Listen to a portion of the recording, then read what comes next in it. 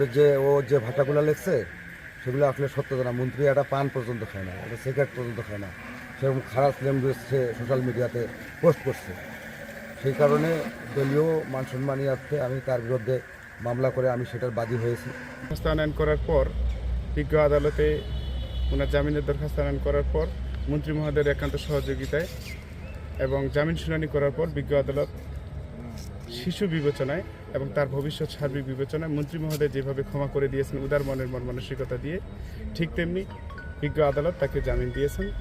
শিশু আসামিকে গ্রেপ্তার করার পরে এটা যখন নেতা জানছেন যে ওইটা একটা ছোট মানুষ, নিশাদ এবং ছোট মানুষ, তার বয়স 18-র নিচে, এবং এটা সে একজন স্টুডেন্ট এবং মেধাবী ছাত্র।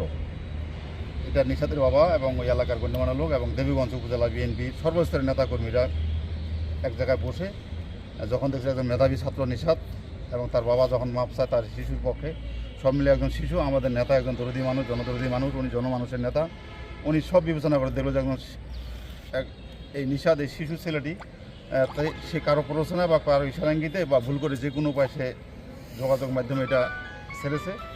এটা সে হয়তো না বুঝে করছে, এবং যেহেতু সে শিশু, সে অবুঝ মানুষ, তার কোনো বুঝার শক্তি নাই, তার সাধারণ ওইরকম কোনো জ্ঞান নাই।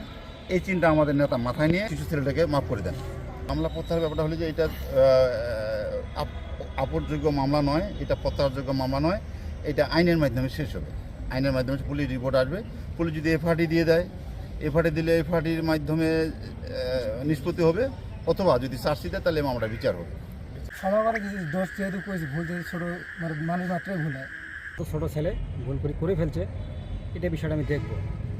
এই কথা কালকে আমার তো ফোনে কথা হয়েছে, হওয়ার পরে আজকে সকালবেলা যে এখানে যা কিছু এখন জামিন হয়ে গেছে, ছেলেটা যত কিছু সহযোগিতা করছে সব মন্ত্রী নিজে ডিল করছে।